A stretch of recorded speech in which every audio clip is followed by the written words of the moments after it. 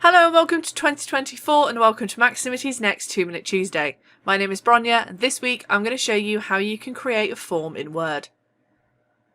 You may need to create a form to obtain information from your colleagues, whether it's to get everyone's availability or maybe you want to handle all holiday requests using a form. Microsoft Word allows you to do this, but first we need to make sure the Developer tab is turned on. Anywhere on the ribbon, right-click to show a drop-down, then select Customize the ribbon. In the box that appears on the right, you can see all the tabs turned on by default. Towards the bottom, you should see Developer. Make sure that there's a tick next to it and then click OK. I have a form that I've created and also added my field headers.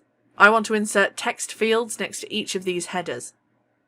Select the Developer ribbon tab and then go to the Controls section. In here, the second option is to insert a plain text content control. All we need to do is click where on the document we want the field to be and then click on the plain text control icon. I'll repeat that down the page, and when I'm done, my form is ready and all that's needed is to restrict the editing. In the Developer ribbon, select Restrict Editing to show a pane on the right side of the screen.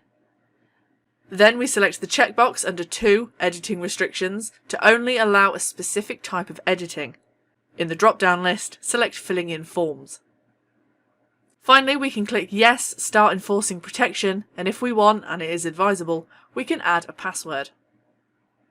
Once we click OK, the form is complete, and I'm unable to edit anything other than the fields.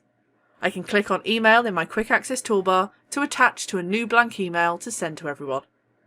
That's it for this week's 2-Minute Tuesday. Thank you for watching.